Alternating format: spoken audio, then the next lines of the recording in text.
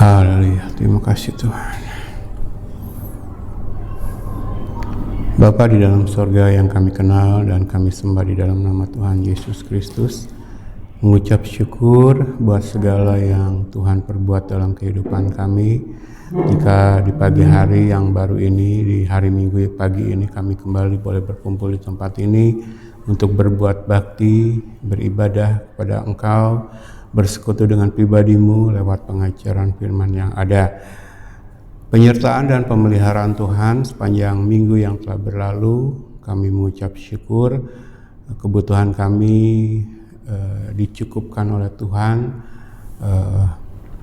Terlebih lagi Tuhan peliharakan kerinduan untuk terus masuk dalam pengajaran firman, memperoleh pengenalan akan Engkau. Lewat itu kami membangun hidup yang saleh di hadapan Tuhan. Secara khusus berdoa buat Ibu Gembala juga anak kami Tobias yang kesehatannya agak terganggu, penyakit batuk yang kembali menyerang. Di dalam nama Tuhan Yesus kami mohonkan jamahan Tuhan buat kesembuhan. Atau jika ada jemaat lain yang kebetulan sedang terganggu kesehatannya pagi hari ini, kami doakan kesembuhan yang dari Engkau. Tuhan sumber kesembuhan bagi kami semua secara lahiriah, terlebih secara rohani. Tuhan, terima kasih buat hari Minggu ibadah kami yang kami percaya Engkau akan hadir memberkati kami semua.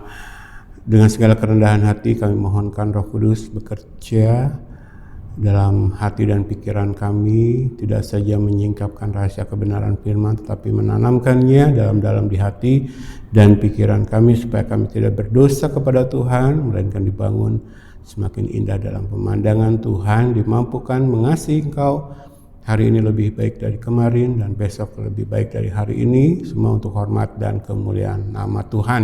Kami akan mulaikan ibadah kami pagi ini di dalam nama Tuhan Yesus Kristus. Amin.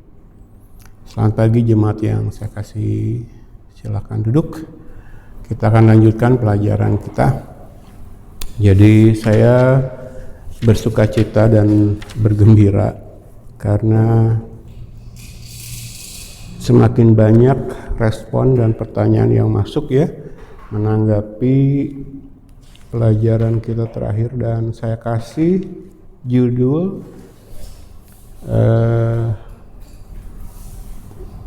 pesan pastoral gitu. Jadi sebagai gembala kepada tidak saja jemaat biasa, tapi khususnya kepada hamba-hamba Tuhan, khususnya yang memegang jabatan pastor betulan ya, memimpin jemaat yang dipercayakan Allah.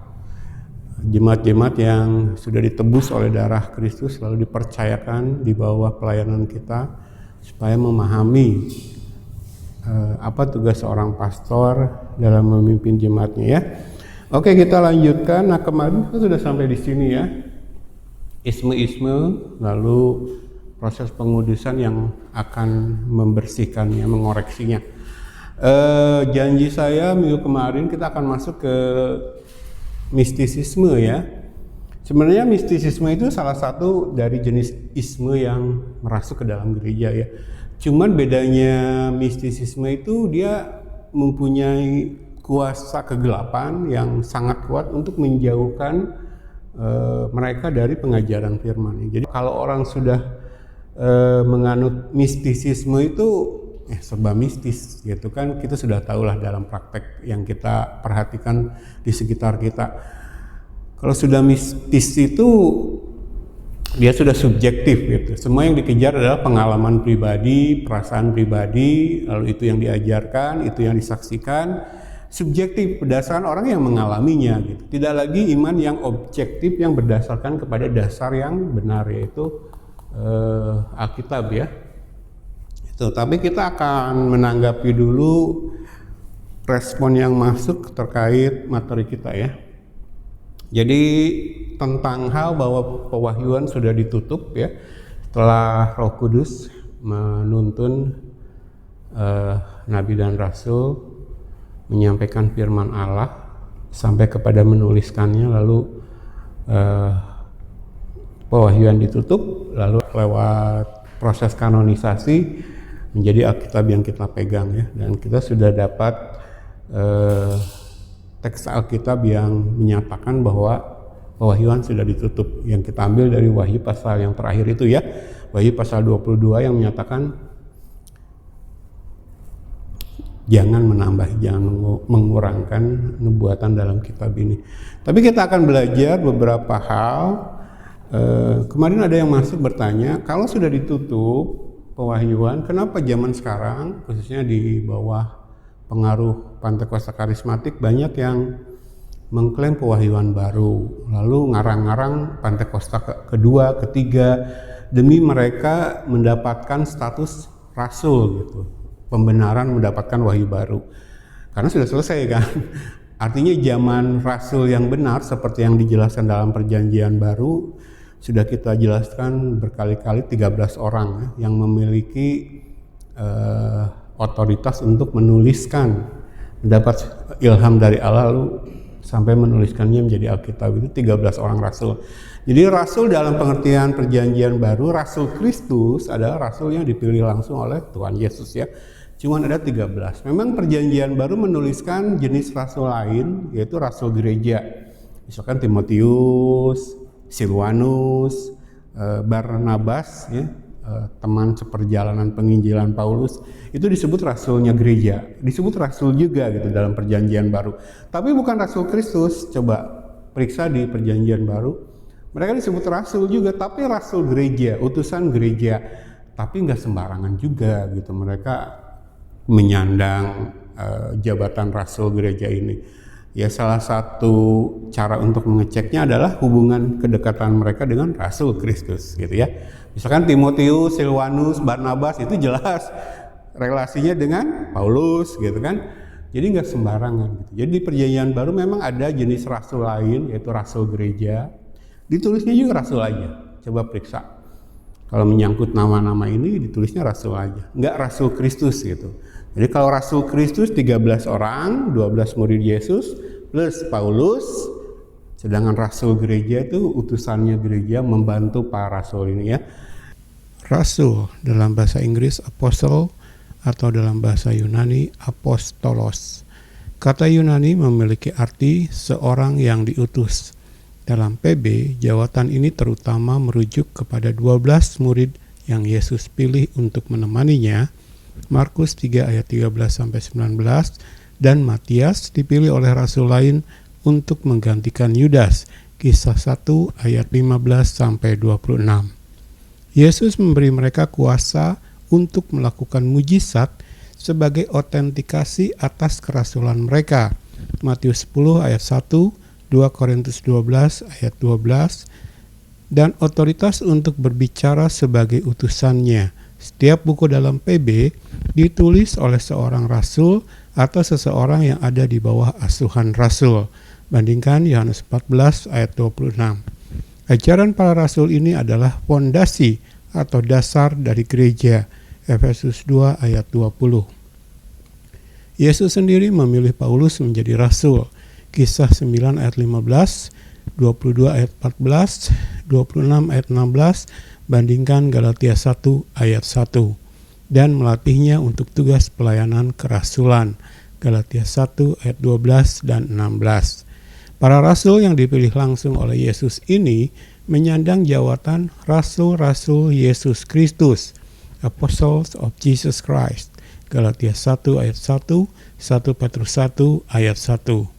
Mereka diamanati 3 tanggung jawab mendasar. 1. Meletakkan dasar gereja dengan Yesus sebagai batu penjuru, Efesus 2 ayat 20.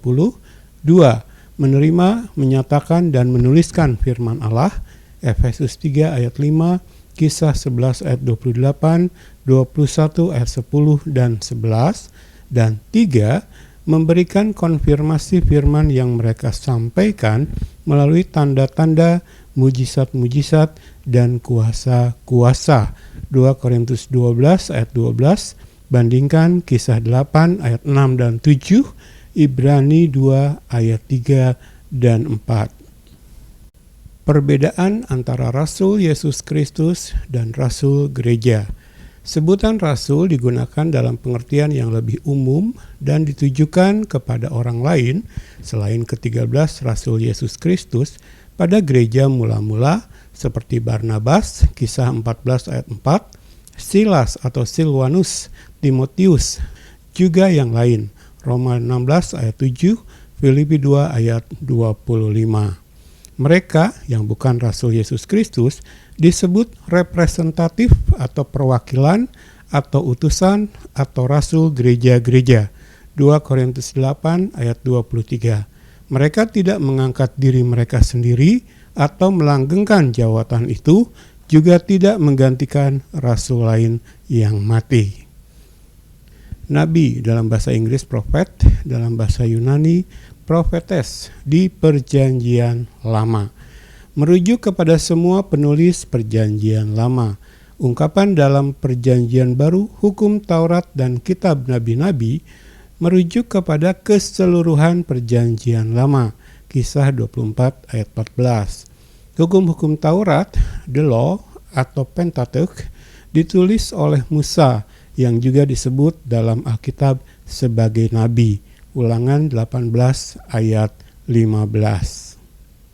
Nabi dalam bahasa Inggris prophet, dalam bahasa Yunani prophetes di Perjanjian Baru.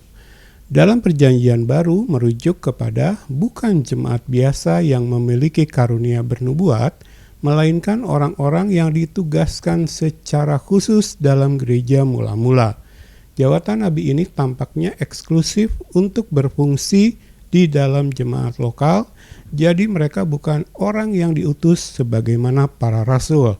Kisah 13 ayat 1 sampai 4, tetapi sebagaimana jawatan rasul, jawatan nabi ini berakhir bersama berakhirnya masa Perjanjian Baru. Mereka terkadang memperkatakan pewahyuan langsung yang bersifat praktis dari Allah bagi gereja. Kisah 11 ayat 21 sampai 28, atau menerangkan pewahyuan yang sudah diberikan, disiratkan dalam Kisah 13 ayat 1. Mereka tidak dipakai untuk menerima pesan dari Allah untuk dituliskan dalam Alkitab. Pesan-pesan mereka harus diuji validitasnya oleh nabi lain. 1 Korintus 14 ayat 32, dan harus selaras dengan ajaran para rasul. 1 Korintus 14 ayat 37. Seusai masa Perjanjian Baru di gereja mula-mula, fungsi dan tugas rasul dan nabi digantikan oleh para pemberita Injil atau penginjil atau evangelis dan gembala-gembala yang mengajar atau teaching pastors. Jadi itu ada yang bertanya, kenapa orang ngaku-ngaku rasul zaman sekarang gitu kan, lalu mengaku-ngaku mendapat pewahyuan baru dari Allah. Contohnya Joseph Prince ya, mendapat suara langsung dari Allah yang isi suaranya bertentangan dengan isi Alkitab. Sedangkan pewahyuan sudah ditutup otoritas tertinggi kita gitu, harusnya diuji. Waktu saya pertama mendapatkan buku Joseph Prince ini, lalu lagi heboh-hebohnya waktu itu, saya membaca buku ini dan saya mendapati paling tidak 50 ajarannya yang salah dalam buku ini. Jadi saya seorang bodoh yang tidak berpendidikan saja bisa menemukan sampai 50 poin di mana apa yang dia utarakan di buku itu menyalahi ya isi Alkitab. Bukunya saya kasih ke seorang hamba Tuhan lain untuk diuji juga. Lalu saya masih punya 2 buku Joseph Prince lain yang dari plastiknya pun nggak saya keluarkan gitu. Jadi buku ini saya pakai ganjel meja. Sekarang ada di tempat sampah. Jadi buku-buku yang tidak bermutu, mereka bilang bagus gitu. Bagus apanya, isinya sesat gitu kan. Gitu ya. Jadi kenapa mereka mengaku-ngaku mendapat pewahyuan baru, rasul, Pentakosta kedua, ketiga, nanti ada keempat gitu kan. Mengapa tidak ikutin saja yang sudah ditulis gitu. Itu kan kekristenan itu kan taat. Nah, kita akan coba motivasi di belakang mereka dulu ya. Coba jemaat buka Yohanes pasal yang ke-15 dulu ya. Kita akan mulai dari motivasi hati. Kenapa mereka daripada taat tunduk melakukan, memberitakan apa yang sudah ditulis dalam Alkitab, kenapa harus mengaku-ngaku mendapat wahyu baru gitu dari Allah sementara pewahyuan sudah selesai. Dari situ dulu ya, coba Yohanes 15 ayat yang ke-18, dari situ dulu ya. Yohanes 15 ayat 18, judul perikopnya di atas tuh, kalau di Alkitab saya, di komputer, The Hatred of the World, kebencian dunia ya. Coba ayat 18 satu aja dulu.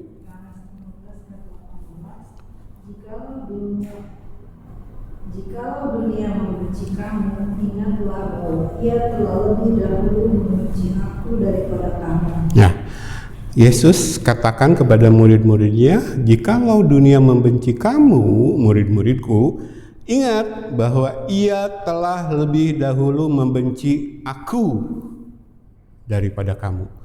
Dari mana kebencian dunia ini berasal kepada Yesus dan murid-muridnya? Kepada murid-muridnya kapan dimulai kebencian ini? Lalu kepada Yesus sendiri, Sang Firman atau Sang Terang itu, kapan dimulai kebencian ini? Nah, untuk melihat asal usulnya kita akan lihat beberapa ayat di Yohanes. Ya, kita di Yohanes aja dulu. Karena kalau kita ingat pelajaran kita yang lalu, Yohanes menceritakan Yesus sebagai Allah ya. Dimulai dari Yohanes pasal yang pertama, pada mulanya adalah Firman, Firman itu bersama-sama dengan Allah, Firman itu adalah Allah. Jadi kalau kita kemarin mengutip isi Injil Matius, itu menceritakan Yesus dari sisi Yesus sebagai Raja ya. Nah, Yohanes lain lagi, Injil Yohanes Tuhan pakai, Allah pakai untuk menyatakan firman-Nya, tapi memandang Yesus dari sisi dia sebagai Tuhan ya.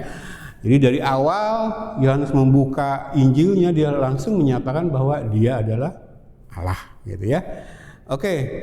Jadi ini motivasi ya, motivasi dunia membenci, murid-murid membenci Yesus. Nah, sekarang kita akan telusuri kapan kebencian itu muncul terhadap Yesus, kapan kebencian itu muncul terhadap murid ya. Kita akan buka satu ayat. Coba Yohanes 17 ayat 14. Pindah ke pasal 17 ayat yang ke-14. 17 ayat ya, jemaat yang sudah dapat bacakan.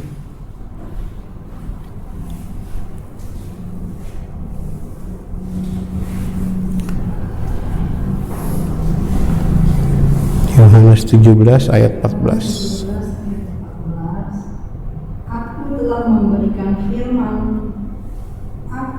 memberikan firman-Mu kepada mereka, dan dunia membenci mereka, karena mereka bukan dari dunia, sama seperti aku bukan dari dunia. Oke. Membenci ya. Saya tanya dulu jemaat, siapa aku di sini? Yesus. Firman-Mu, mu di sini siapa? Bapak ya. Yesus mendapatkan firman dari Bapak. Apa yang Bapak punya, aku punya, kata Yesus. Jadi yang Yesus berikan kepada Roh Kudus untuk disampaikan kepada manusia, khususnya gereja Tuhan, itu dia dapat dari Bapak. Jadi aku ini Yesus, firman-Mu, mu di sini Bapak, mereka di sini siapa? Murid-murid Yesus ya. Nah, kita sekarang dapat petunjuk dari mana kebencian dunia terhadap murid-murid muncul ya. Ketika Yesus telah memberikan firman Allah kepada murid ya. Jadi ketika murid-murid menerima firman dari Yesus, dunia mulai membenci. Kenapa? Karena orang yang menerima firman yang benar dari Yesus, dia akan memberitakannya. Itu efek keselamatan dari Allah itu. Nggak ada keselamatan buat saya sendiri. Peduli orang lain. Terserah. Mau ke neraka, yang penting saya selamat. Tidak ada. Jadi orang yang sudah dilahirkan kembali masuk dalam keluarga Allah, masuk dalam kerajaan Allah, itu efek yang terjadi di dalamnya sama seperti efek yang terjadi dalam diri Yesus.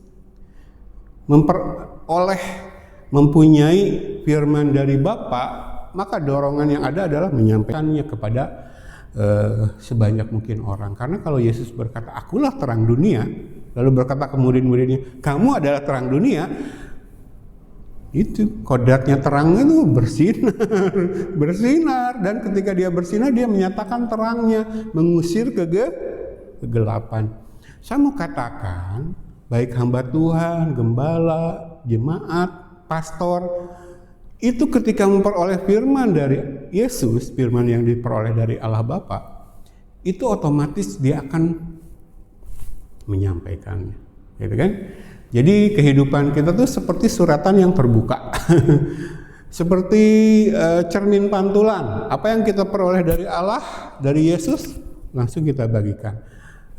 Seperti pohon yang berbuah. Buah yang utama dari kehidupan orang percaya adalah firman, pengajaran firman. Ya.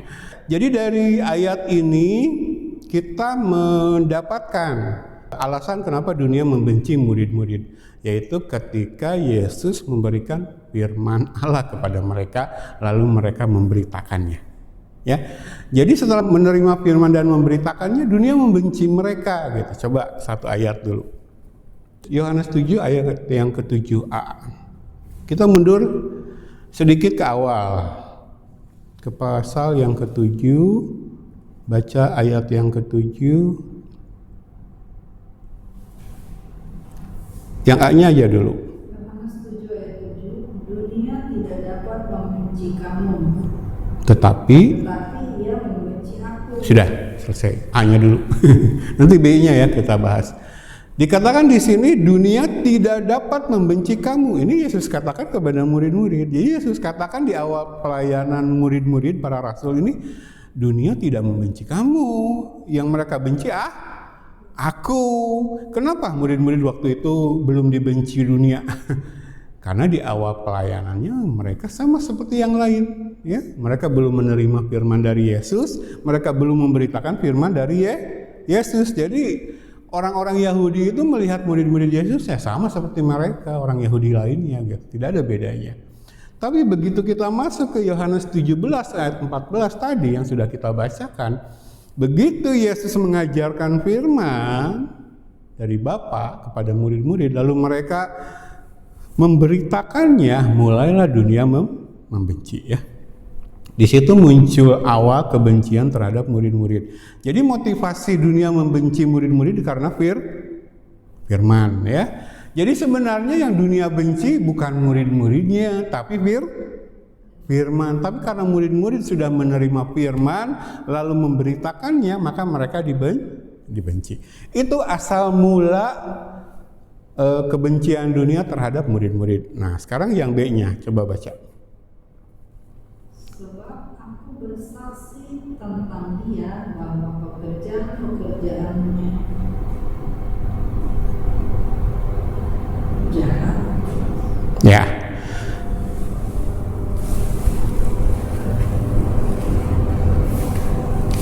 Jadi motivasi dunia membenci murid-murid adalah karena mereka sudah menerima firman lalu memberitakannya. Nah, sekarang untuk melihat motivasi dunia membenci Yesus, kita mundur lagi ke pasal yang pertama. Coba ya. Sebelum 7b, pasal pertama dulu Yohanes. Pasal pertama ayat 10 dan 11.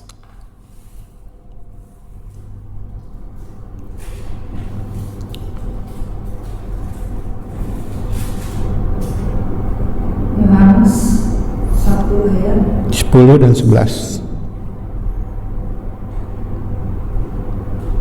Ayat 10, ia telah ada di dalam dunia dan dunia dijadikan olehnya, tetapi dunia tidak mengenalnya. Terus 11. Ia datang kepada milik kepunyaannya, tetapi orang-orang kepunyaannya itu tidak menerimanya. Ya. Jadi kalau kebencian dunia terhadap murid-murid mulai muncul ketika murid-murid menerima dan memberitakan firman Bapa, firman Allah. Kebencian terhadap Yesus sudah sejak awal. Ketika Yesus lahir, datang ke dunia ini, masuk dalam pelayanannya di dunia ini, dunia sudah membenci Yesus, ya. Dunia tidak mengenal dia, bahkan milik kepunyaannya bangsa Israel yang kepada mereka Yesus diutus tidak menerimanya, membenci Yesus. Kenapa mereka membenci Yesus sejak awal? Kembali ke Yohanes pertama ayat yang pertama di awal. Karena Yesus adalah firman itu. Jadi baik murid-murid maupun Yesus dibenci oleh dunia karena firman. Jadi kalau kita baca Yohanes 1 ayat yang pertama, pada mulanya adalah firman. Yesus itu sendiri sang firman. Maka sejak awal Yesus dibenci oleh dunia yang ada dalam kegelapan dosa. Kita sudah belajar dari Yohanes juga pasal yang ketiga bahwa orang-orang yang berdosa yang belum lahir kembali membenci terang. Ya. Terang sudah datang, mereka lebih suka kegelapan. Ya, mereka membenci terang, menjauhi terang supaya apa? Supaya perbuatannya yang jahat tidak tampak, sama seperti kita menyalakan lampu di ruangan. Kalau dinyalakan lampu itu yang kotor-kotor kelihatan. Ketika Yesus sang firman itu yang adalah terang datang ke dalam dunia, orang-orang yang berdosa tidak suka Yesus. Sejak awal tidak suka Yesus. Karena Yesus membawa pesan yang menyatakan kesalahan mereka. Maka kita kembali ke ayat yang tadi. Yang kedua kita baca yaitu Yohanes pasal 7. Ayat yang ke-7 baru kita baca bagian B-nya. Di bagian A kan, dunia tidak dapat membenci kamu. Jadi di awal dunia tidak membenci murid-murid. Mereka mulai membenci murid-murid setelah menerima firman dan mengabarkannya. Tetapi ia benci aku. Nah, dunia membenci Yesus itu sejak awal karena Yesus sendiri sang firman. Ya. Sebab aku bersaksi tentang itu. Apa itu yang Yesus saksikan? Bahwa pekerjaan-pekerjaannya jahat. Itu isi firman. Sejak awal tuh ketika kebenaran dinyatakan, maka kejahatan manusia yang ada dalam kegelapan dosa dinyatakan dan manusia tidak suka itu. Itulah sebabnya dunia sejak awal membenci Yesus. Karena Yesus sang firman menyatakan dosa-dosa mereka, menyatakan kejahatan mereka. Maka ketika firman itu diajarkan, diberikan kepada murid-murid, lalu murid-muridnya mengabarkan itu, otomatis dunia pun membenci murid. Jadi kalau kita kembali ke ayat pertama yang kita baca, Matius 15 ayat 18, Yesus katakan kepada murid-murid, kalau dunia membenci kamu, mereka membenci aku lebih dulu. Nangkep sekarang ya? Kapan murid-murid dibenci dunia? Kapan Yesus dibenci dunia? Mengapa dunia membenci murid-murid? Mengapa dunia membenci Yesus? Semua karena firman. Coba kita renungkan sejenak. Itu berlaku terjadi sampai hari ini. Banyak pendeta-pendeta benar berintegritas, hamba-hamba Tuhan benar berintegritas, yang menyampaikan firman apa adanya, tidak mau kompromi, dibenci orang. Saya merenungkan sejak saya datang ke Cilengsi, saya manusia yang tidak lepas dari kesalahan. Saya tahu, saya sadar. Jadi ketika ada orang membenci saya introspeksi. Karena apa mereka membenci saya? Ya. Tapi setelah direnungkan dalam konteks hubungan dengan tugas saya menyampaikan firman apa adanya, mereka benci saya bukan karena personal kok, tapi karena pesan firman yang saya sampaikan. Ya, maka kita tidak heran jika zaman sekarang banyak yang mengaku hamba Tuhan, gembala, pastor, itu mengkompromikan firman. Gereja-gereja mengkompromikan firman bukan jadi satu-satunya hal yang dicari ketika orang beribadah ke gereja. Karena hamba-hamba Tuhan, gembala-gembala, pendeta-pendeta, pastor-pastor ini tidak mau dibenci dunia. Kalau saya dibenci dunia, gawatlah. Gereja saya bisa tutup, bisa kering jemaat. Lalu saya dapat persepuluhan dari mana? Untuk beli mobil, untuk ganti HP, untuk menyekolahkan anak saya ke luar negeri. Nangkep sekarang, kenapa banyak hamba Tuhan, gembala, kompromi dalam hal firman. Ya, saya ingin jemaat terbuka matanya. Atau siapapun yang mendengar firman ini. Jadi kalau khotbah saya seri terakhir ini saya kasih judul pesan pastoral. Ini dari hati seorang gembala kepada jemaat, kepada sesama gembala, hamba Tuhan, pastor, pendeta, menyatakan kasih saya. Ketika saya menyatakan firman apa adanya. Memang kalau kita renungkan firman yang kita sampaikan itu banyak yang terdengar aneh oleh orang-orang. Tidak saja jemaat biasa, tapi hamba-hamba Tuhan. Karena kepada mereka ayat-ayat yang saya sampaikan belum pernah disampaikan, belum pernah diajarkan. Gereja sekarang selektif membuka Alkitab. Ketika tujuan mereka berkhotbah motivasional, menyenangkan telinga dan hati jemaat, maka ayat-ayat yang seperti ini dilewat ya. Jadi kalau kita survei ke gereja-gereja, masih ada nggak gereja yang mengajarkan self denial, sangkal diri? Saya jamin itu udah jarang banget gitu.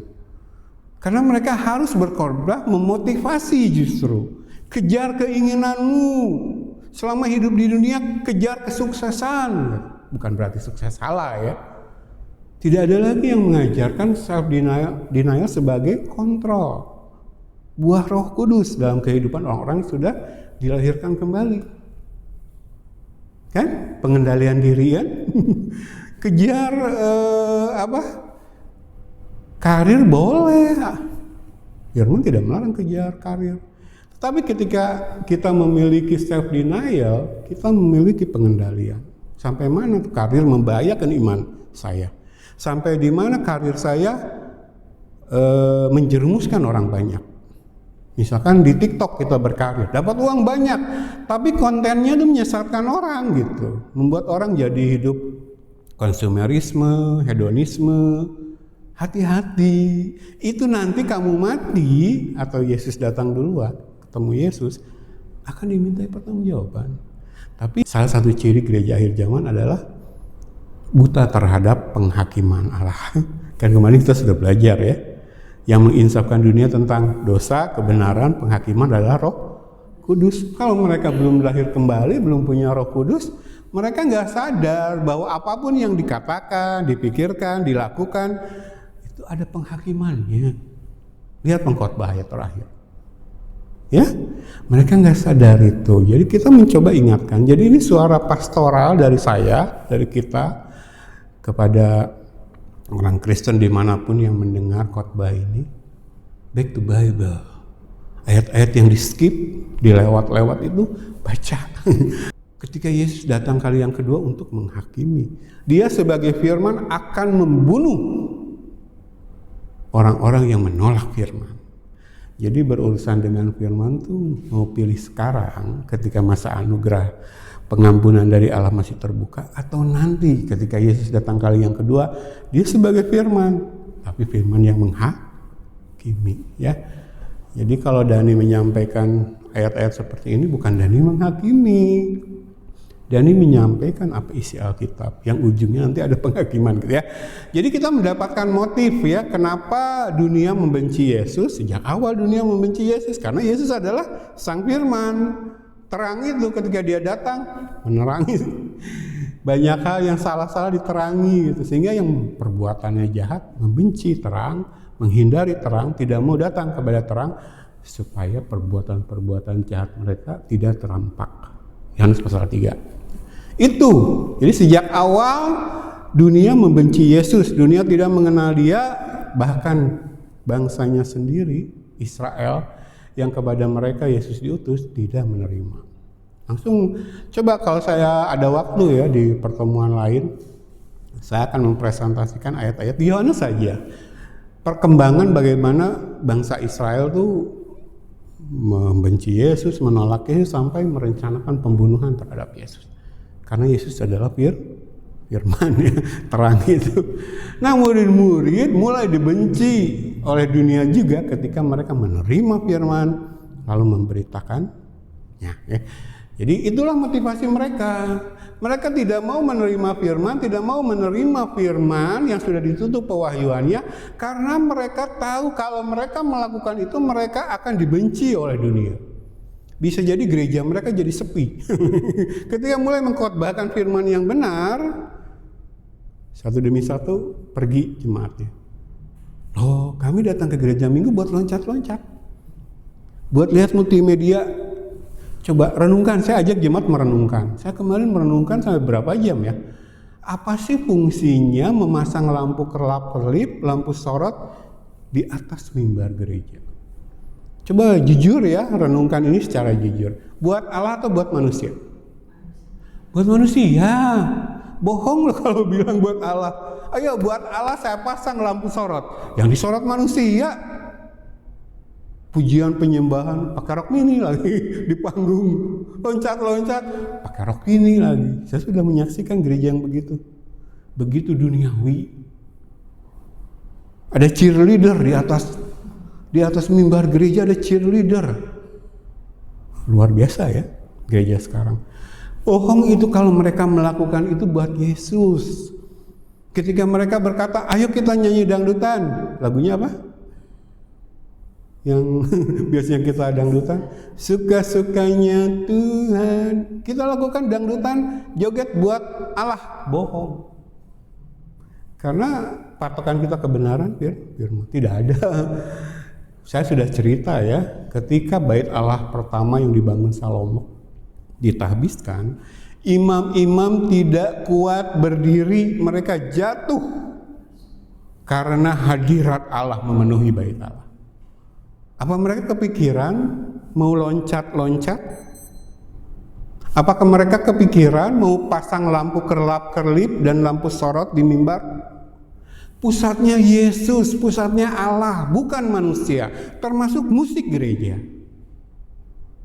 Jadi di gereja ada pujian pakai musik itu bukan show pemain musiknya, worship leadernya, lalu mengajak jemaat untuk memuaskan kemanusiaan keduniawian mereka. Lalu mereka bilang untuk Yesus. Makanya saya tidak lagi suka dengan gaya pujian penyembahan gereja akhir zaman. Mau sehebat apapun ya, bukan kita anti musik ya, tapi menempatkan musik dalam pujian penyembahan dalam gereja sebagaimana yang Alkitab ajarkan. Oke ya, kembali ke sini.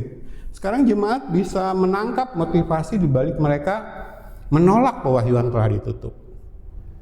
Karena kalau mereka menerima, mengaminkan dan memberitakan yang sudah dituliskan dalam Alkitab, itu akan terjadi seperti murid-murid Yesus, para rasul di abad pertama. Itu dikejar-kejar, dilempar ke penjara, dianiaya, dibunuh bahkan. Jadi sejarah gereja sejak awal ketika menerima dan memberitakan firman Allah adalah dibenci dunia, bukan bersahabat dunia. Ayat Alkitab jelas menuliskan persahabatan dengan dunia adalah permusuhan dengan Allah, ya. Jadi gereja sekarang, pendeta sekarang, gembala sekarang kompromi semua karena mereka tahu yang memberitakan kebenaran dibenci dunia. Oke, satu hal lagi yang saya ingin sampaikan terkait mengapa dunia membenci Yesus, mengapa dunia membenci murid-murid ya ketika firman diberitakan, terang dinyalakan. Tapi saya mau ajak jemaat mencermati, merenungkan konteksnya. Yesus diutus kepada bangsa Yahudi. Termasuk murid-murid di awal penginjilan mereka memberitakan firman, audiensnya adalah bangsa Yahudi. Kita tahu bangsa Yahudi sudah menganut agama perbuatan, ya, diwakili oleh Farisi. Kita sudah belajar dalam pelajaran tentang Nikodemus ya, dilahirkan kembali. Mereka agamanya agama perbuatan. Farisi, ya, diwakili oleh Farisi dan ahli Taurat, yang kita sebut Yudaisme. Jadi mereka itu penganut agama Yudaisme yang pegangannya adalah perjanjian lama ya. Mengklaim, mengaku sebagai menyembah Allah yang benar. Kan yang diberitakan perjanjian lama Allah yang benar kan. Allahnya Abraham, Ishak dan Yakub. Mereka ada dalam agama yang mengklaim menyembah Allah yang benar. Mereka ada dalam agama Yudaisme. Kepada merekalah Yesus dan murid-murid menyampaikan firman, tapi toh mereka membenci Yesus dan murid-muridnya. Saya mau kasih lihat bahwa agama pun menjadi sesuatu yang jahat ketika menolak firman. Jadi dunia tidak mengenalnya, bahkan bangsa yang kepadanya diutus Yesus, sang firman itu menolak dia. Padahal bangsa Yahudi yang kepada mereka Yesus diutus menganut agama yang menurut mereka benar, menyembah Allahnya Abraham, Ishak dan Yakub, perjanjian lama. Tapi toh mereka menolak Yesus, menolak murid-muridnya ketika menyampaikan firman yang benar. Sama kejadian seperti sekarang. Mereka mengaku gereja, kan? Kristen, tapi mereka menolak firman yang benar. Agama itu menjadi bagian perbuatan jahat. Jadi Yesus berkata dalam Yohanes 7 ayat 7b, dunia membenci aku sebab aku bersaksi tentang itu. Tentang apa? Bahwa pekerjaannya jahat. Jadi bangsa Yahudi dalam agama Yudaismenya yang mengaku menyembah Allahnya Abraham, Ishak dan Yakub, dalam praktek agama mereka yang agama perbuatan di mata Yesus adalah jahat. Makanya kita lihat ketika Yesus bertemu dengan ahli Taurat, orang-orang Farisi, itu kebencian itu tampak jelas. Apa yang dipraktekkan oleh bangsa Farisi ahli Taurat selama sekian lama di mata Yesus salah. Cara doa kamu salah. Ini memungut cukai yang benar. Cara kamu memberi persembahan salah. Ini janda miskin yang benar. Jadi salah. Apa yang menjadi tradisi manusia di mata Allah salah. Kita melihat realitas ini terjadi sekarang. Gereja-gereja yang kepada mereka kita sampaikan firman yang benar, yang pewahyuannya sudah ditutup, mereka marah. Dan ini kok ngutak-ngutik gaya penyembahan pujian kami yang sudah kami lakukan sejak gereja ini berdiri, oleh papa kami almarhum, kakek kami almarhum. Saya nggak peduli kakek kamu, papa kamu. Kalau kata Alkitab salah. Jadi jemaat menangkap bahayanya tradisi manusia. Mengapa Yesus sampai disalibkan? Mengapa orang-orang Yahudi, pemimpin-pemimpin agama Yahudi bersekongkol membunuh Yesus? Secara sosial karena tradisi mereka diobrak-abrik oleh Yesus. Berjualan di bait Allah. Yesus ambil cambuk, usir mereka. Kamu jadikan bait Allah sarang penyamun. Terjadi sekarang. Gereja menjadi tempat transaksi bahkan antara gembala dan jemaatnya. Gembala memberikan ajaran yang ngarang-ngarang, yang motivasional, jemaat disenangkan, lalu jemaat memberi harta mereka kepada gembala mereka. Ya. Jadi gereja-gereja yang seperti itulah yang sekarang menjadi kaya raya, kompromi terhadap dunia karena mereka nggak mau dunia membenci mereka. Makanya kita terheran-heran kadang dari saya kalau lagi merenungkan terheran-heran. Ini gereja sudah gembalanya narsis gitu kan, self-centered. Dia yang jadi fokus gitu dan keluarganya. Ajarannya kacau, ngaco, tapi kok jemaat ngasih kepada gereja ini ngasih mobil, membiayai renovasi sampai gedungnya mewah gitu kan. Apalagi kalau udah janji iman gitu. Sekali Natalan habis sekian ratus juta. Kadang kita terheran-heran, kadang kita ada cemburu ilahi loh. Sedangkan kita yang takut mengajarkan firman yang benar. Ya. Jadi kita melihat ya realitas yang terjadi sekarang dari zamannya Yesus lebih kurang 2000 tahun yang lalu sampai sekarang masih demikian. Ya. Dan sampai akhir zaman masih demikian. Bahkan semakin sesat menjelang kedatangan Yesus yang kedua. Oke ya, jadi itu ya. Jadi agama yang mereka anut, orang-orang Yahudi zamannya Yesus, yang mereka praktekkan secara rutin, itu termasuk kejahatan di mata Yesus. Itu yang Yesus nyatakan sehingga mereka membenci Yesus, lalu kemudian membenci murid-murid. Ini yang kita lakukan. Jadi jemaat di tempat ini harusnya bangga. Kalau bahasa Paulus itu bermegah dalam Kristus. Kita berani menantang dunia, melawan arus dunia, menerima konsekuensi yang diakibatkannya demi memberitakan firman yang banyak dihindari oleh gereja zaman sekarang. Oke. Baru kita kedua hal yang menjadi dasar menambah pengetahuan kita meneguhkan bahwa pewahyuan telah ditutup. Oke, yang pertama adalah coba baca 1 Korintus 3 ayat 10. Oke, dari ayat 9. Ayat 9, karena kami adalah kawan sekerja Allah, kamu adalah bangunan Allah. Oke, kamu di sini jemaat tuh Tuhan, gereja Tuhan. Dinyatakan di sini kamu adalah bangunan Allah. Lanjut. Sesuai dengan kasih karunia Allah yang dianugerahkan kepadamu, aku sebagai seorang ahli bangunan yang cakap telah meletakkan dasar dan orang lain membangun terus di atasnya. Tetapi tiap-tiap orang harus memperhatikan bagaimana ia harus membangun di atasnya. 11. Karena tidak ada seorang pun yang dapat meletakkan dasar lain daripada dasar yang telah diletakkan, yaitu Yesus Kristus. Ya, sampai situ saja dulu. Jemaat boleh baca selengkapnya ya 1 Korintus pasal 3 ini. Berbicara tentang gereja Allah yang adalah bangunan. Jadi gereja Allah dalam banyak teks Alkitab digambarkan seperti bangunan. Nah, kalau kita berbicara bangunan, di sini Paulus berkata, aku sebagai seorang ahli bangunan yang cakap telah meletakkan dasar dan orang lain membangun di atasnya. Jadi Paulus mewakili rasul zaman perjanjian baru telah meletakkan dasar. Lalu gereja Tuhan membangun di atasnya. Jadi kita berbicara bangunan itu dasar sudah diletakkan di atas nabi dan rasul. Oke, sekarang baca Efesus 2 ayat 17, ia datang dan memberitakan damai sejahtera kepada kamu yang jauh dan damai sejahtera kepada mereka yang dekat. Terus. Karena oleh Dia kita kedua belah pihak dalam satu roh beroleh jalan masuk kepada Bapa. Sampai akhir.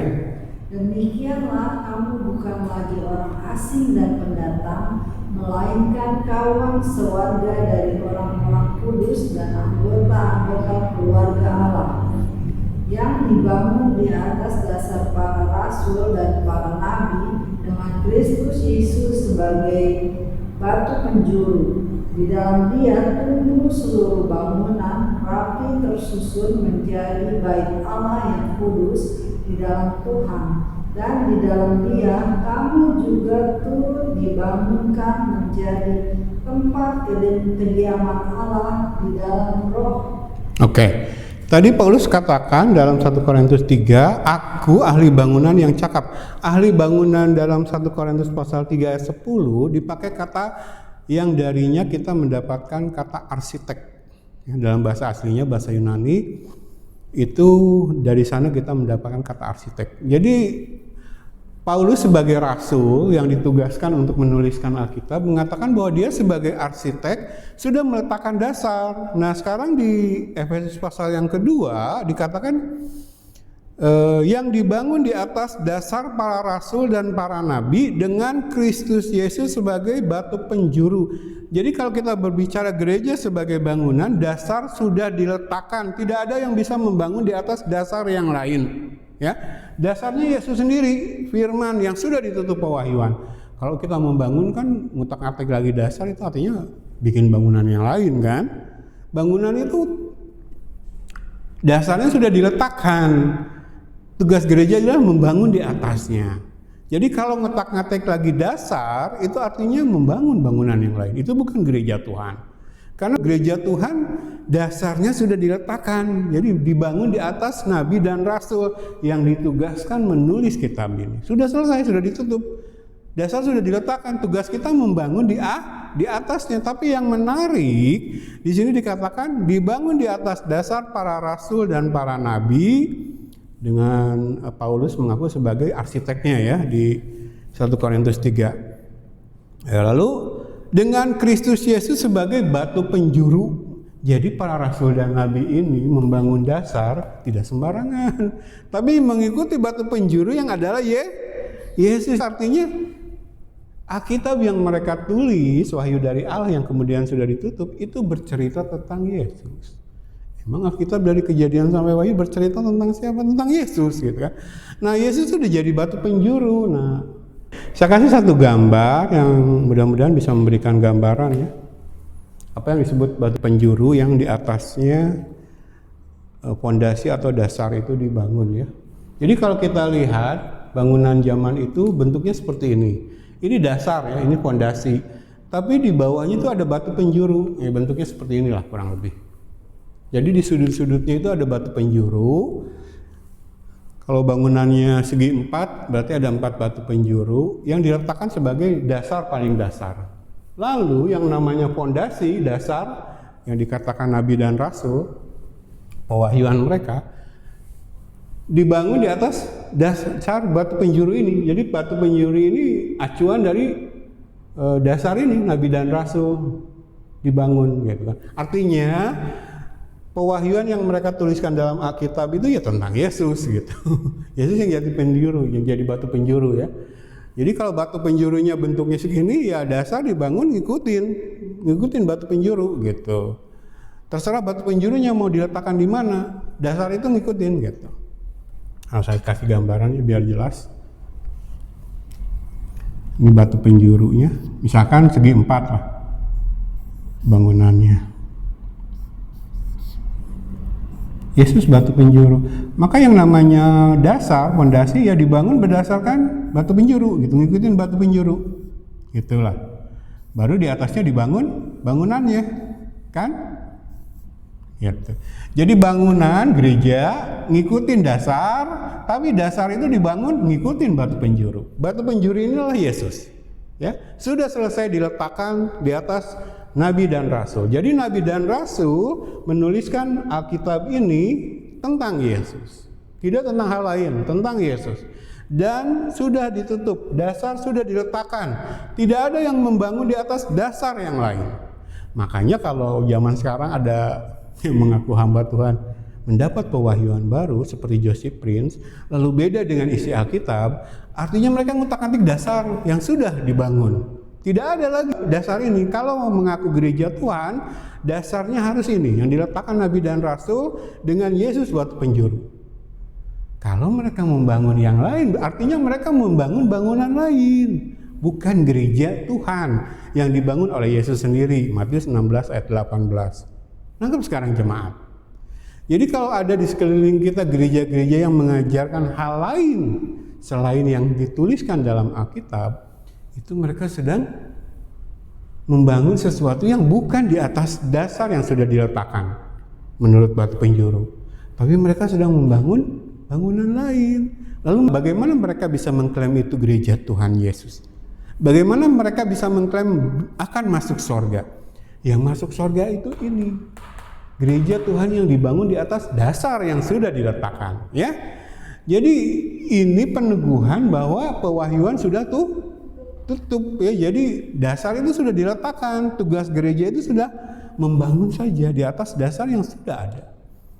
Bukan ngotak-ngatik dasar, bukan membangun dasar yang baru.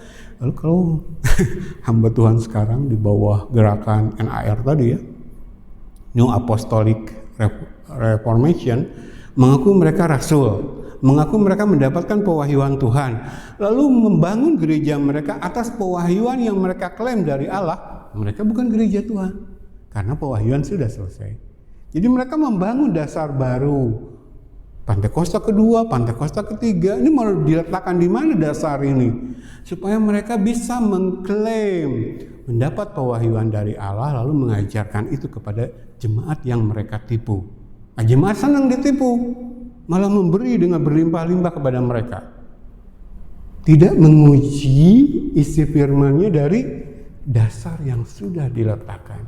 Ini untuk meletakkan dasar ini Yesus mati disalib, bukan main-main.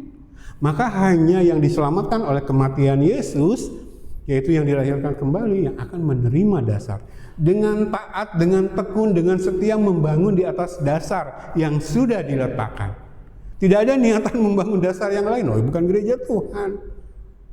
Kalau tidak dilahirkan kembali, tidak hidup dalam proses ini yang kita sudah jelaskan minggu kemarin, Mereka akan coba-coba. Mengapa mereka melakukan itu? Karena mereka membenci terang. Tidak mengenal Yesus, menolak Yesus. Mereka tahu kalau mereka memberitakan atau membangun bangunan di atas dasar yang benar, mungkin jemaatnya sedikit. Karena dunia membenci mereka kalau melakukan itu. Ya, jadi saya kasih satu teks Alkitab lagi untuk menjelaskan mengapa Alkitab menyatakan pewahyuan sudah ditutup. Nah, tentang batu penjuru ini kita baca satu ayat lagi. Surat 1 Petrus pasal yang kedua. Coba ya, agak panjang. Ayat 1 sampai ayat 8. Karena itu, buanglah segala kejahatan, segala tipu muslihat, dan segala macam kemunafikan, kedengkian, dan fitnah. Dan jadilah sama seperti bayi yang baru lahir, yang selalu ingin air susu yang murni dan yang rohani, supaya olehnya kamu bertumbuh dan beroleh keselamatan. Jika kamu benar-benar telah mengejar kebaikan Tuhan dan datanglah kepadanya, batu yang hidup itu, yang memang dibuang oleh manusia, tetapi yang dipilih dan dihormat di hadirat Allah. Dan biarlah kamu juga dipergunakan sebagai batu hidup untuk membangun suatu rumah rohani bagi suatu imamat kudus, untuk mempersembahkan persembahan rohani yang karena Yesus Kristus berkenan kepada Allah. Sebab ada tertulis di dalam kitab suci, sesungguhnya aku meletakkan di Sion sebuah batu yang terpilih, sebuah batu penjuru yang mahal, dan siapa yang percaya kepadanya tidak akan dipermalukan. Karena itu bagi kamu yang percaya ia mahal, tetapi bagi mereka yang tidak percaya, batu yang telah dibuang oleh tukang-tukang bangunan telah menjadi batu penjuru, juga telah menjadi batu sentuhan dan suatu batu sandungan.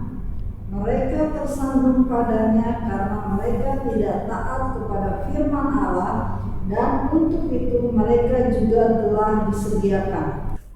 Teks ini menyatakan bahwa Allah telah menetapkan Yesus sebagai batu penjuru mahal, dipergunakan sebagai batu hidup untuk pembangunan suatu rumah rohani bagi suatu imamat kudus, untuk mempersembahkan persembahan rohani yang karena Yesus Kristus berkenan kepada Allah.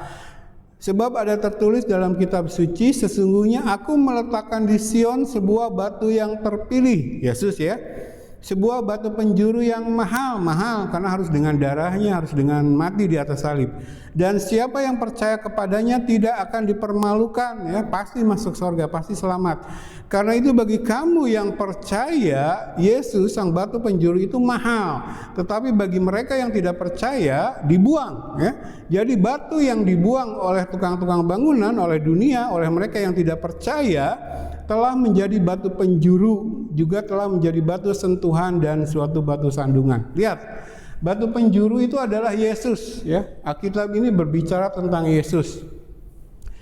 Allah meletakkan Yesus di Sion sebagai batu penjuru yang di atasnya lah nabi dan rasul membangun dasar, lalu di atasnya gereja Tuhan dibangun. Bagi orang yang percaya akan menghormati batu penjuru yang diletakkan Allah. Dia akan setia membangun di atasnya, termasuk penyembahan, ya, dikatakan di sini. Memberikan penyembahan yang rohani. Mereka masuk ke sini karena Yesus, karena karya salib Yesus.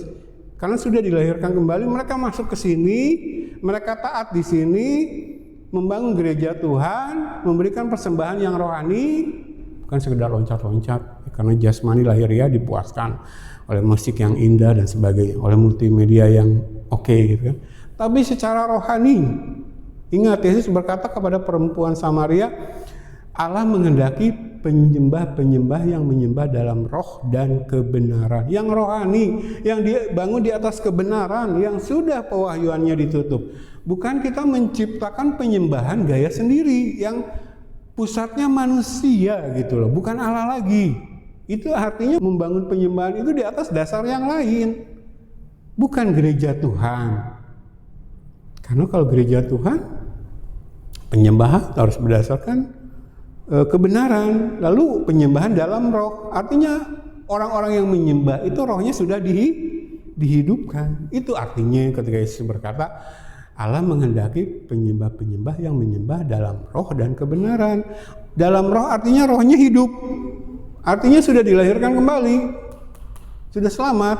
Mereka akan menyembah di atas dasar yang sudah diletakkan. Jadi pujian penyembahan gereja itu ngikutin ketentuan Alkitab. Kira-kira kalau masang lampu kelap-kelip, lampu sorot di mimbar, ada nggak ajarannya di Alkitab? Ini pusatnya Allah apa menyenangkan manusia? Dia akan setia mengoreksi segala sesuatu sehingga penyembahan di gereja pusatnya adalah Allah. Sehingga kalau hadirat Allah datang, mereka tidak kuat berdiri, tersungkur menyembah. Bukan malah loncat-loncat, bukan malah dangdutan di gereja, main-main, ketawa-ketawa, minum aqua.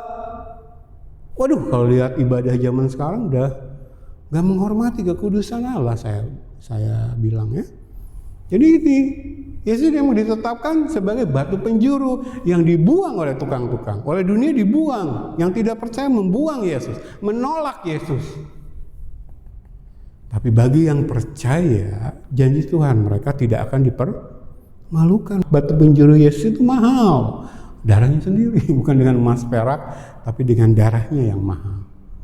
Supaya kita bisa membangun di atasnya. Jadi kita masuk ke dalam bangunan ini oleh Yesus, karya salib Yesus melahirkan kita kembali masuk ke sini, lalu kita dengan setia membangun di atas dasar yang ada, bukan menciptakan ajaran-ajaran baru gitu ya. Nah, saya ingin tekankan satu hal lagi di ayat yang ke-7, kalimat terakhir. Yesus sebagai batu penjuru itu kan dibuang oleh dunia ya, oleh tukang-tukang bangunan dunia, dibuang oleh orang yang tidak percaya. Nah, bagi mereka Yesus akan menjadi batu sentuhan dan batu sandungan. Mereka dunia tersandung padanya karena mereka tidak taat kepada firman Allah. Untuk itulah, untuk mereka yang tidak percaya, Yesus memang disiapkan untuk menjadi batu sentuhan dan batu sandungan. Jadi firman kebenaran itu bagi orang yang tidak percaya akan selalu menyinggung. Nah, sentuhan di sini saya mau luruskan. Sentuhan apa? Batu sentuhan. Jemaat kebanyakan nggak ngerti. Tapi kalau kita lihat Alkitab bahasa Inggris, ayat yang ke-7 kalimat terakhir ini dipakai kata a stone of stumbling and rock of offense. Batu sandungan dan batu serangan. Rock of offense. Jadi ketika melihat kebenaran tuh bagi orang yang tidak percaya, bagi orang berdosa itu jadi batu sandungan, jadi batu serangan bagi mereka. Emang Allah sengaja meletakkan batu di Sion, batu penjuru yaitu Yesus, bagi yang tidak percaya akan selalu menjadi singgungan dan serangan. Makanya gembala sekarang menolak memberitakan Yesus, takut jemaatnya tersinggung, takut jemaatnya merasa diserang, lalu pergi pindah ke gereja lain. Waduh, lenyap persepuluhannya. Selalu begitu. Kalau mau jujur, begitu yang terjadi sekarang. Ya, jadi Yesus itu, firman itu, kebenaran itu, terang itu memang akan selalu jadi serangan dan singgungan kepada mereka yang berbuat jahat. Ketika terang dinyalakan itu akan jadi singgungan, serangan kepada kotoran, karena mereka jadi kelihatan, gitu kan? Tapi bagi yang percaya justru bersyukur. Waduh, karena lampu dinyalakan, kotoran jadi terlihat, saya bisa membersihkannya. Saya bisa masuk ke dalam pengudusan. Waduh, pikiran, sikap, dan tindakan di dalam diri saya ternyata ada yang salah, ada yang masih salah, tidak sesuai firman. Oh, puji Tuhan, khotbah hari ini menyalakan terang dalam hidup saya. Sehingga kotoran yang masih salah kelihatan dan saya memiliki kesempatan untuk bertobat, dikuduskan dari ismu-ismu dunia, mempersiapkan saya untuk menyambut Yesus pada kedatangan yang kedua. Kita akan bersyukur. Orang Kristen yang sudah dilahirkan kembali itu akan bersyukur ketika firman yang adalah terang itu menyatakan kesalahan mereka. Ya. Oke, itu ya terakhir. Jadi dari teks Alkitab tentang batu penjuru lalu dasar yang sudah diletakkan, kita menangkap bahwa dasar sudah diletakkan. Tugas di gereja adalah membangun di atasnya, bukan menciptakan dasar baru. Itu gereja Tuhan ya. Jadi pewahyuan sudah ditutup ya. Oke, satu lagi tentang yang meneguhkan bahwa pewahyuan sudah selesai ya. Sekarang buka Galatia 3 ayat 15. Terakhir ya, jemaat. Biar tuntas dulu tentang otoritas Alkitab ya. Pewahyuan sudah selesai. Saudara-saudara, baiklah pergunakan suatu contoh dari hidup sehari-hari, suatu wasiat yang telah disahkan, sekalipun ia dari manusia, tidak dapat dibatalkan atau ditambahi oleh seorang pun. Oke. Berbicara tentang wasiat tidak bisa dibatalkan atau ditambahi. Dibatalkan di sini berarti dikurangi ya. Tidak bisa dikurangi dan tidak bisa ditambahi. Itu senada dengan Wahyu pasal yang terakhir ya. Barang siapa menambahi, mengurangi ini, Tuhan akan mengutuk, menjatuhkan kutukan ya. Karena ini wasiat. Wasiat di sini perjanjian ya. Dipakai kata yang sama dengan kata perjanjian ketika Yesus, kita suka baca ayat ini ketika perjamuan kudus, inilah darah perjanjian yang ditumpahkan bagi kamu. Nah, kata perjanjian di situ sama dengan kata wasiat di sini ya. Pakai kata diateke. Jadi berbicara tentang perjanjian, perjanjian itu berlaku ketika surat perjanjiannya sudah ditutup. Nangkep ya? Kalau dua pihak mengadakan perjanjian, itu perjanjian baru berlangsung ketika dokumen perjanjiannya sudah selesai disusun, sudah disahkan. Nanti yang memeteraikan darah Kristus ya, ada Roh Kudus. Udah selesai, barulah dilaksanakan perjanjian. Tidak boleh mengurangi lagi, tidak boleh menambahi, tidak boleh membatalkan. Itu artinya membuat perjanjian yang baru di luar itu. Nah, perjanjian antara Allah dengan manusia yang kita sebut perjanjian baru oleh anugerah Yesus yang mati di atas salib itu sudah selesai. Perhatikan baik-baik, saya bacakan lagi pelan-pelan. Saudara-saudara, baiklah kupergunakan suatu contoh dari hidup sehari-hari, kehidupan manusia. Suatu wasiat yang telah disahkan, suatu perjanjian yang telah disahkan, sekalipun ia dari manusia, tidak dapat dibatalkan, dikurangkan, atau ditambahi oleh seorang pun. Jadi Yesus pakai gambaran perjanjian antar manusia. Makanya saya suka heran sama hamba-hamba Tuhan ini, walaupun profesor doktor. Ngerti kan yang namanya perjanjian? Kalau sudah disahkan, sudah ditempel materai, sudah ditandatangani sah, tugasnya melaksanakan perjanjian itu. Nggak bisa dibatalkan. Nah, dalam konteks ini Galatia pasal 3, Paulus sedang membandingkan antara perjanjian Abraham dengan Taurat Musa. Banyak yang berpendapat bahwa Taurat Musa yang diberikan kepada Musa di Gunung Sinai itu lebih baik daripada perjanjian yang Abraham.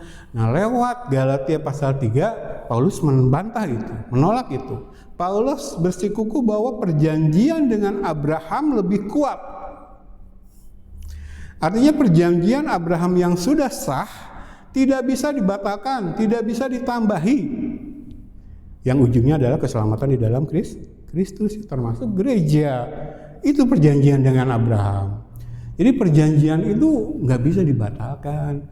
Walaupun di atas Gunung Sinai Allah memberikan hukum-hukumnya Taurat kepada Musa, bukan berarti perjanjian dengan Abraham batal.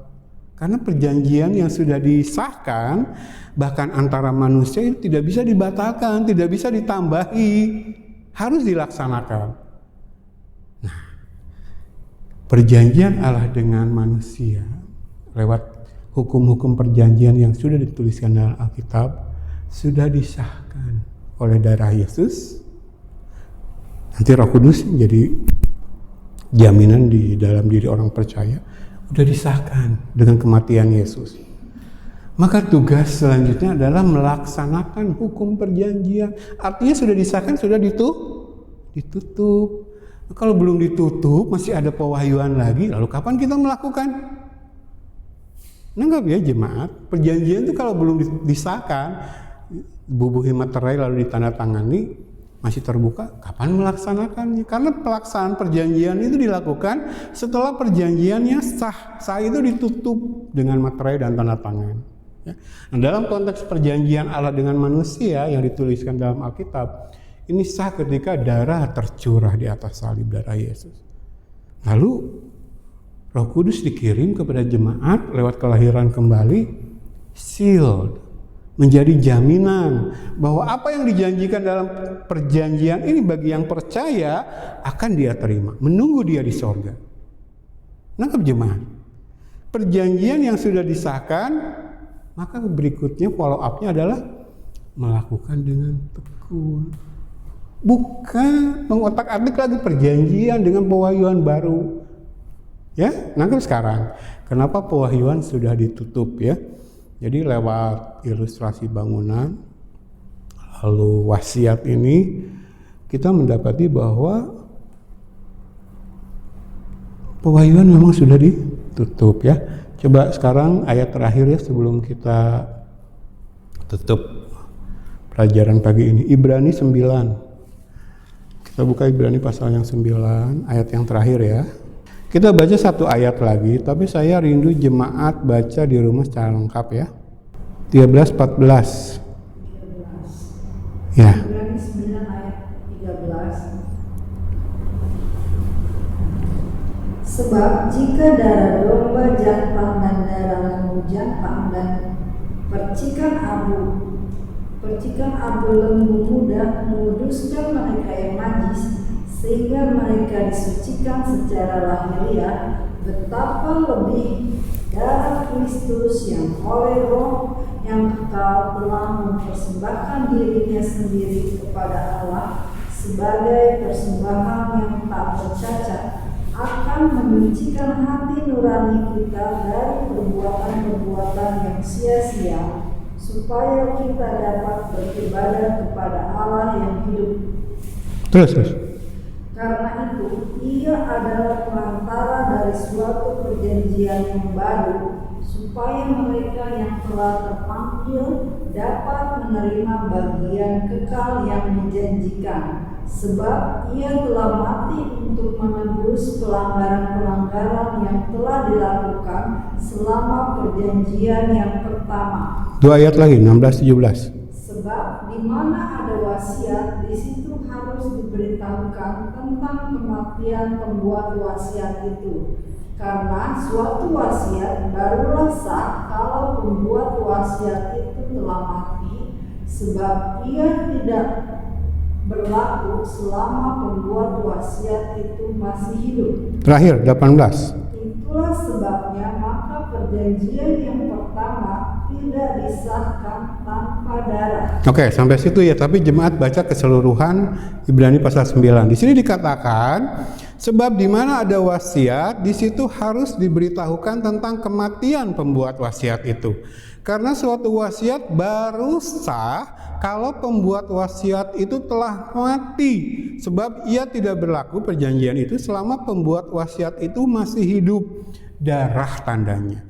Jadi antara Allah dengan manusia, wasiat atau perjanjian itu sah ketika Yesus mati. Itu yang mensahkan perjanjian. Tidak boleh dibatalkan, tidak boleh ditambahi. Pewahyuan selesai. Tugas kita adalah beribadah menurut wasiat itu. Barulah kita hidup dalam perjanjian dengan Allah. Barulah Roh Kudus menjadi jaminan untuk kita memperoleh segala yang dijanjikan Allah, yang tersimpan di sorga. Begitu ya. Jadi perjanjian sudah selesai sah ketika Yesus mati, darahnya tertumpah. Itulah mengapa perjanjian lama disahkan sebagai lambang dengan darah binatang yang disembelih. Untuk menggambarkan perjanjian baru pun akan disahkan ketika Yesus mati dan darahnya tertumpah. Makanya dalam perjamuan kudus kita baca ayat ini. Inilah perjanjian baru oleh darahku. Sah, perjanjian sudah sah, sudah selesai, sudah dimeteraikan oleh darah Kristus. Lalu ke dalam diri orang yang percaya dimeteraikan, jaminannya adalah Roh Kudus. Sudah ditutup pewahyuan. Tugas kita beribadah, membangun gereja di atas dasar yang sudah diletakkan. Kita menjadi pelaku-pelaku perjanjian, hidup dalam perjanjian dengan Allah. Ya? Bukan ngarang-ngarang pewahyuan baru, gaya penyembahan gereja, gaya ibadah gereja yang baru, yang pusatnya manusia, bukan Allah lagi. Itu gereja palsu. Gembala upahan, rasul palsu di situ berkumpul. Dan jemaat-jemaat yang apa tadi kita baca di surat 2 Tesalonika, yang diizinkan Allah mengikuti tipuan rasul palsu, yang di belakangnya antikris adalah mereka yang tidak menerima kebenaran dan tidak mengasihi kebenaran. Itu akan diseret oleh tipu muslihat iblis lewat gereja-gereja palsu. Mereka nggak menerima ini. Tuhan biarkan terseret oleh tipuan-tipuan itu. Itulah yang berkumpul di gereja-gereja zaman sekarang. Jadi kalau kita masuk ke gereja zaman sekarang itu aneh. Pusatnya bukan Allah lagi. Nah, saya baru belajar tadi malam dari YouTube tentang neraka ya. Kita akan khotbahkan tentang neraka. Itu bagaimana gereja sekarang, orang Kristen sekarang justru mengolok-olok tentang neraka. Saya disuguhi oleh berbagai rekaman video, baik dari film, TV, lalu gaya ibadah gereja yang mengolok-olok tentang neraka. Padahal justru dari hukuman neraka itulah Yesus harus mati, disalib. Ketika Yesus berkata sudah selesai, ketika yang ada dalam pikiran Yesus dan jemaat sekalian yang dia selamatkan, itu karena Yesus menyelamatkan kita dari neraka. Tapi gereja sekarang, orang Kristen sekarang jadi bahan percandaan neraka. Ya, nanti kita akan belajar tentang neraka. Tapi dari ayat ini, nanti saya tambahkan di videonya, silakan baca videonya. Saya lengkapi dengan ayat-ayat yang lain yang meneguhkan. Kita mendapatkan kepastian bahwa pewahyuan sudah ditutup ya. Dasar sudah diletakkan, tidak bisa membangun di atas dasar yang lain. Wasiat perjanjian sudah disahkan oleh kematian Yesus. Tidak boleh dibatalkan, tidak boleh ditambahi. Tugas kita adalah membangun di atas kebenaran itu ya. Jadi coba jemaat renungkan sampai di rumah, bandingkan dengan praktek gereja zaman sekarang ya. Jadi betapa gereja sudah menyimpang jauh, murtad ya, apostasi, menyimpang dari ajaran Alkitab yang benar. Nah, baru minggu depan kita akan masuk ke mistisisme ya. Mungkin satu pertemuan lagi minggu depan sambil menjawab pertanyaan yang tersisa ya, baru kita masuk ke materi kelahiran kembali. Undang jemaat bangkit berdiri, kita akan tutup ibadah kita pagi hari ini. Puji Tuhan. Jadi berbahagia kita yang berjemaat di tempat ini. Kita tekun membangun di atas dasar yang sudah diletakkan. Kita tekun melaksanakan wasiat atau perjanjian yang sudah disahkan oleh darah Kristus ya. Kita percaya bahwa perjanjian pewahyuan sudah ditutup ya. Tugas kita gereja Tuhan adalah melaksanakan di atasnya ya.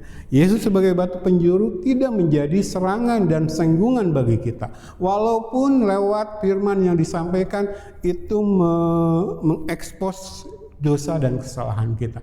Justru kita bersyukur kepada Allah, kita bersyukur kepada Roh Kudus mengekspos itu supaya kita ada kesempatan masuk dalam pengudusan. Percaya ini solusi dari Allah. Ketika Allah menyatakan kesalahan, menyatakan dosa, Yesus sudah mati di salib sebagai solusi.